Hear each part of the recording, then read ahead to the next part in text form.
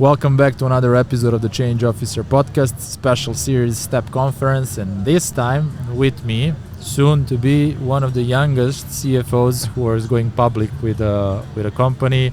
Youssef Swivel going public must be exciting. It's a great time. First, thank you so much for having me, and yes, absolutely, we're super excited. Obviously, kind of going public and being able to use that as a tool to further kind of all the global expansion, the global talent we're bringing on board. I think it's just a new chapter that gives us so much to kind of work with and massively kind of increase our ability to really expand and get top talent and expand globally. Super excited about it. It must be. I'm not even sure what's really the feeling of going public. I hope that one day, I'll have that opportunity to press the button.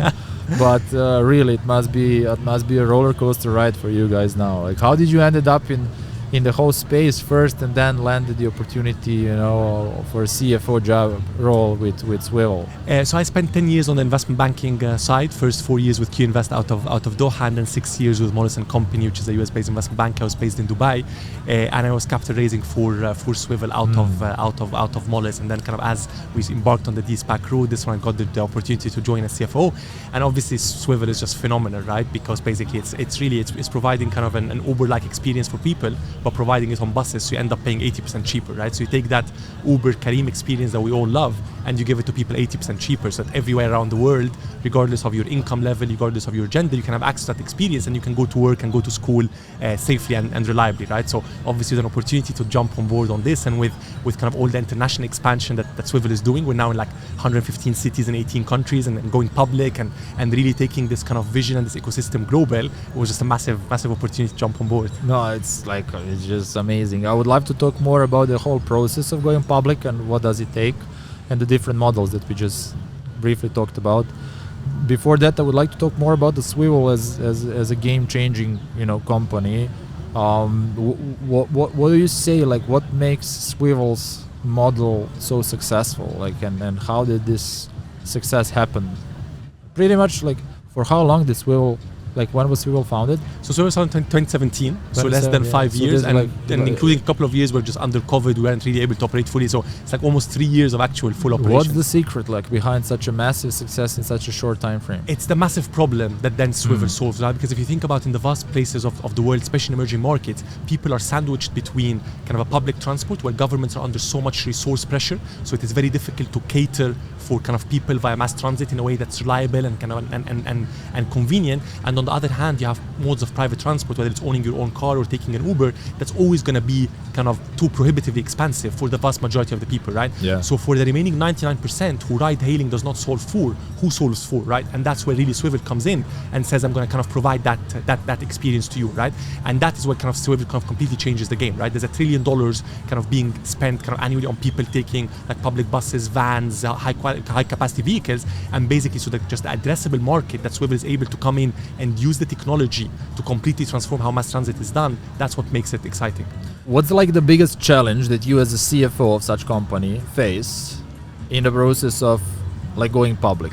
For me, not understanding completely the role, I would say this is a nightmare, being a CFO of a company, plus you're 29-year-old. Okay, so you have experience, decent amount of years, but age is not on your side, you're young. So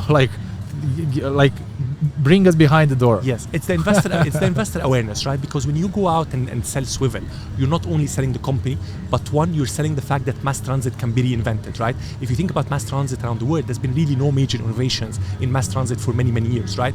And being able to go out there and say, we'll reinvent mass transit, we'll make mass transit demand responsive, we'll change physical stations to virtual stations, we'll bring prices significantly down, we'll do it on an on-demand basis. That is all kind of a completely reinventing, and there is no global peer that has done that, right? So Swivel is not trying to follow in the footsteps of a US company or a developed market company. It's creating this category from scratch.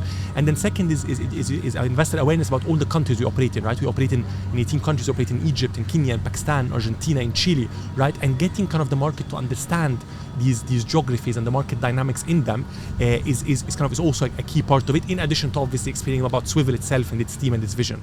It's like it is. I'm finding it difficult to grasp all of that. But like what the answer that we're trying to answer here with the change officer, and I love talking to people like you. You're very sharp. You're to the point. You are experienced. You are sitting in a company that's going public now. You're obviously sitting with a group of people who are truly making a change. All right, big change.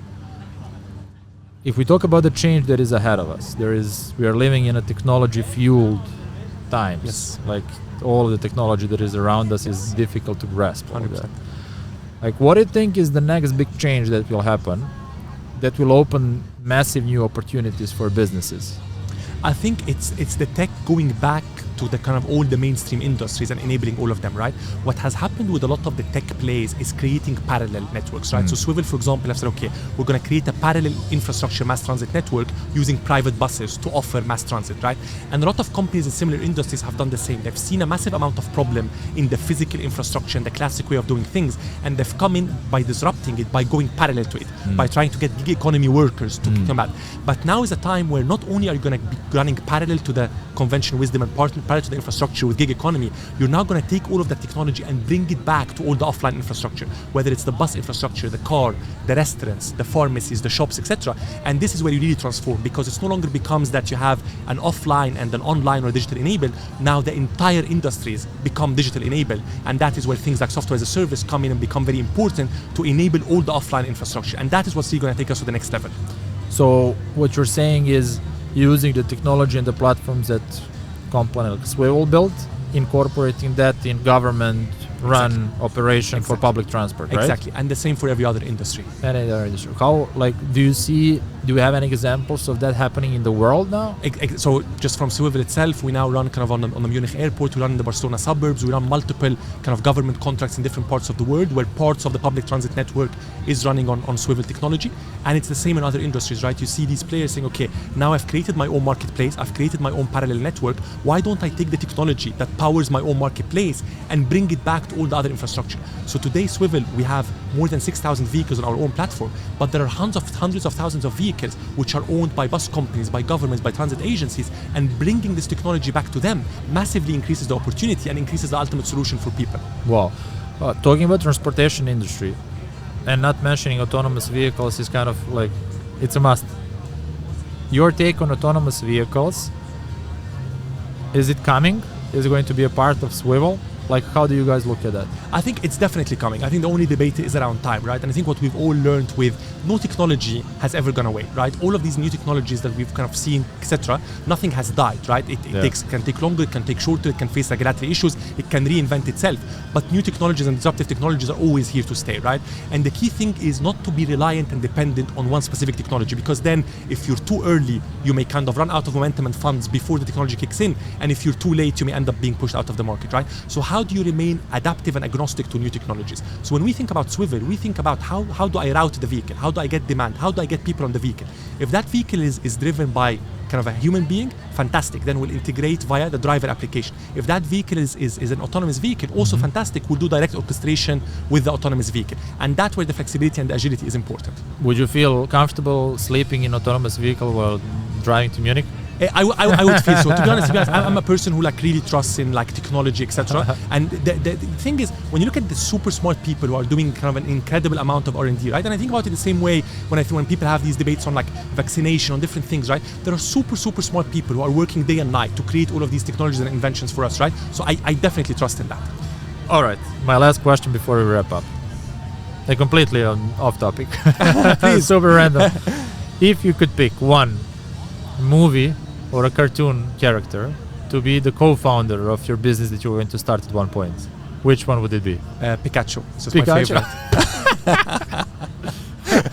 Youssef, thanks so much for coming on the show. Thank you so much. Real pleasure. Thank you. Guys, thanks for staying. I hope that you enjoyed this conversation and you managed to keep up with everything that Youssef was saying. I was really trying hard. Man, you're amazing, and I wish you good luck Thank you so much for having me. with your stuff and with Swivel, and I hope we'll stay in touch. Amazing. Thank you so much. Thank you.